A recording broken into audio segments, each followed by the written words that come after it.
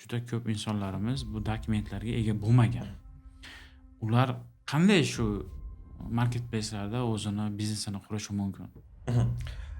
Da, rostdan ham shunaqa, chunki bu yoqqa imенно patentlanishgan yurtdoshlarimiz juda ham ko'p. Bu yerda agar sizda RFP yoki VNGs bo'lmasa, hatyobi siz bu yerda ip ocha olmaysiz.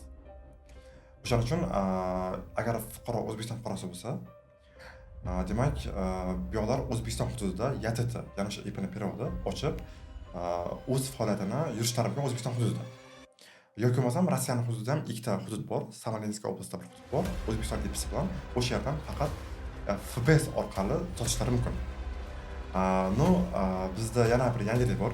Yangilik ikkinchisi, agar siz IPni Qirg'iziston hududida ochib ham marketplace'larda futbolga tavriqlab katta oborotlarni qilishingiz mumkin. Hozirgi paytda buni imkoniyati bor. Hozirgi paytda o'z o'quvchilarimiz ham bor. Biz shu ishni o'zi olib boryapmiz. Siz aytmoqchisizki, O'zbekiston fuqarosi Qirg'izistonga borib, IP ochib, Wildberries'da arzonda o'z tovarini sotsa bo'ladi demoqchisiz. Senga hech kim qilib bermaydi nonushta. Foydasi bo'lmagan va bo'lmaydi nolishdan. Qo'rqma hayotda o'zingnikini olishdan. Qo'rqim bir umr bitta o'rinda qolishdan. Maktabda senga buni o'rgatishmaydi. Maktablar tayyorlamaydi lider.